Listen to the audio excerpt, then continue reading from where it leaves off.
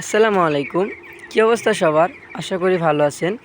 আপনারা দেখছেন সিফাত এগ্রো, আপনাদের সাথে আছি আমি সিফাত। সো আজকের ভিডিওর টপিক হচ্ছে কৃমির ডোজ। কীভাবে কৃমির ডোজ করতে হয় বা কেন কৃমির ডোজটা করবেন।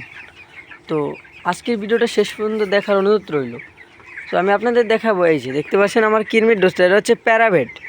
ঠিক আছে, এটা যার যার দোকানে বা যার যার এলাকার দোকানে পেয়ে যাবেন।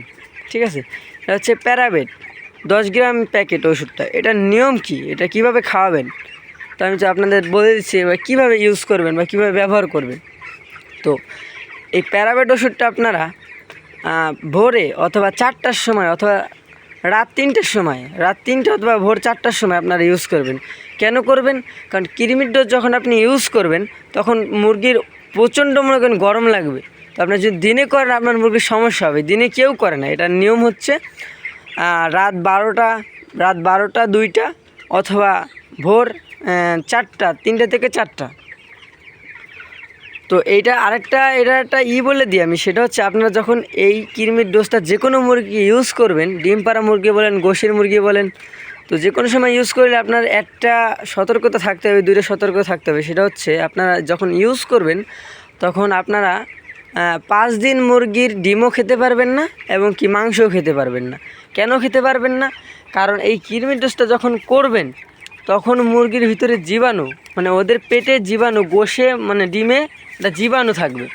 তখন আপনারা এটা খেতে পারবেন না। যদি খান আপনাদের মানে খাওয়া উচিত না, মানে ওষুধে মানে যতটুকু জানি আমি ওষুধে লেখা আছে এটা খেতে হয় না 5 দিন, মানে 4 থেকে 5 দিন এটার গোশও খাইতে পারবেন না এবং কি ডিমও খাইতে পারবেন না। তো আপনাদের যারা খামার আছে তারা এই কৃমির ডোজটা অনেকে ইউজ করে, এই জন্য আমি আজকে ইউজ করব।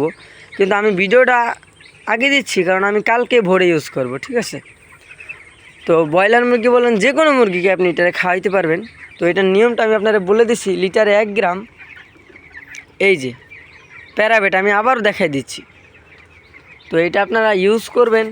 ইনশাল্লাহ আমি কালকে ভোর 3টে অথবা 4টার সময় ইউজ করব। আর সবার উদ্দেশ্যে একটা কথা বলবো, আপনারা কারো লাভ দেখে অথবা কেউ 500 মুরগি 1000 মুরগি পাইলে এত বড় লাভ করতেছে, অথবা যদি কেউ আপনাদেরকে বলে যে হ্যাঁ 500 মুরগি পাইলে এত লাভ, ভাই লাভ লস মিলে ব্যবসা। ঠিক আছে, একজনের লাভ দেখে দৌড়ে পড়েন না। ঠিক আছে ভাই, আগে আপনি শিখেন, আগে বুঝেন। ঠিক আছে, আপনারা আগে শিখতে হবে, বুঝতে হবে। তো আমি আপনাদেরকে সকল আপডেট দিব। ঠিক আছে, আমি আপনাদেরকে একজন খামারি কি করে অথবা একটা খামারি কী করা প্রয়োজন মুরগির বিষয়ে, ঠিক আছে, মুরগির বিষয়ে যে কোনো হেল্প লাগলে অথবা যে কোনো ভিডিও আপনারা কমেন্ট করলে আমি আপনাদেরকে দিয়ে দেবো যে ভাই এই বিষয়ে ভিডিও দেন, এই বিষয়ে। ঠিক আছে, যে কোনো বিষয়ে ভিডিও চান অবশ্যই আমার কমেন্ট বক্সে কমেন্ট করবেন। আর যে কোনো হেল্প লাগলে অবশ্যই আমার সাথে যোগাযোগ করবে। আমি আপনার নাম্বার দিয়ে দেবো অথবা আমার ফেসবুক আইডি আপনাদেরকে ডিসক্রিপশন বক্সে দিয়ে দেব। তো সবাই ভালো থাকবেন, সুস্থ থাকবেন। আল্লাহ হাফেজ।